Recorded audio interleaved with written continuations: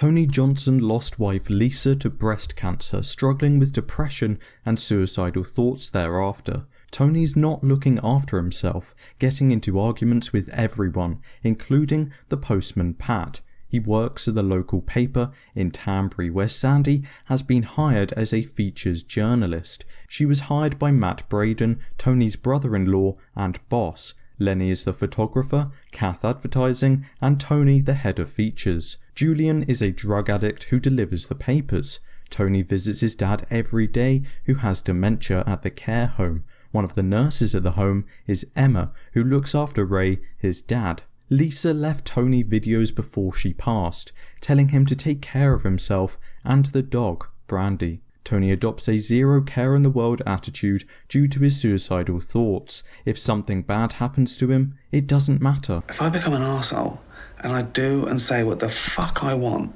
for as long as I want, and then when it all gets too much, I can always kill myself. It's like a superpower. That's the worst superhero I've ever heard of. Be sure to follow me on Twitter at Big Screen Movies for my initial thoughts and reviews on the latest movies and TV shows. If you want more in-depth thoughts, random clips, questions, discussion, and sneak previews for my latest videos, check out my TikTok. The links are in the description. Brandy is the only reason Tony's alive, he claims. Visiting his wife's grave, Tony meets Anne, a widow, one of the few people he gets on with. Tony sees a therapist who he does not get on with. Tony asks Julian to come round that evening to try heroin. Tony and Lenny meet June and James, mother and son, who are trying to get into the paper. Tony watches old videos of him and his wife, missing her greatly.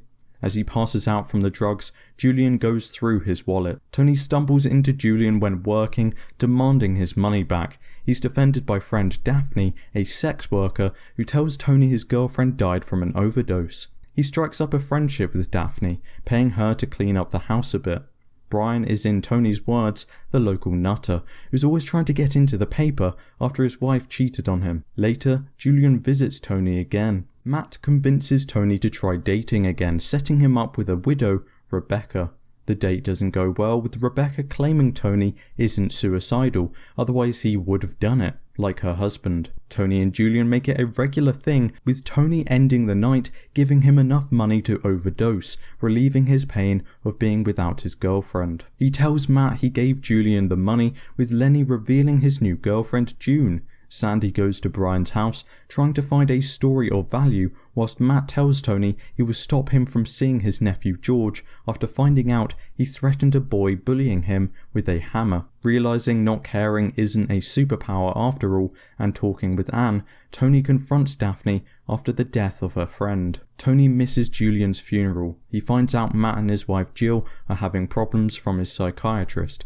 Apologising for being a pain, he decides against killing himself, asking Emma out for a drink. He starts using his superpower for good, punishing those that actually deserve it.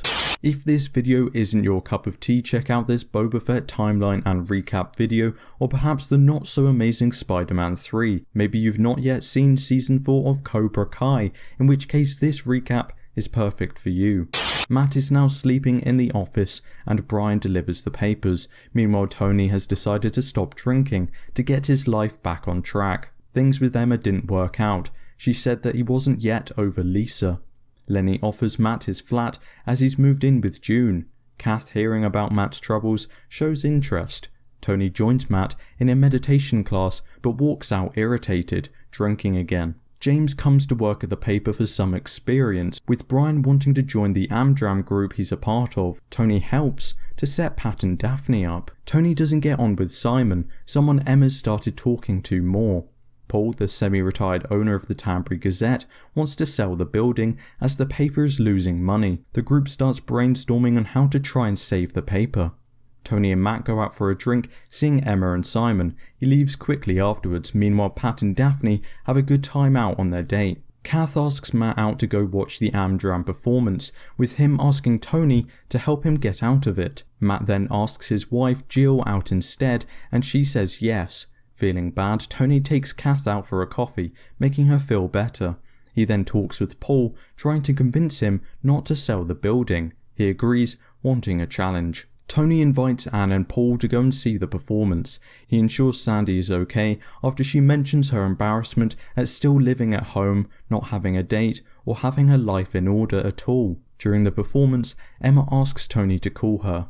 His dad has passed away. Matt and Jill, it seems, are getting back together. Meanwhile, Tony begins sorting things for the funeral. Daphne checks on him, worried he'll do something stupid, but he assures her he's fine. He struggles throughout the day with people being kind to him, feeling he doesn't deserve it. After the service, he talks with Emma, telling her he wished things could just stay the same and not need to take things further, resulting in his guilt. Paul meets and speaks with Anne, talking about their past loved ones. Watching his wife's videos, Tony goes to take some sleeping pills, with Brandy whining at him. He's stopped, however, by the doorbell going. It's Emma. She says she's okay with what Tony has to offer.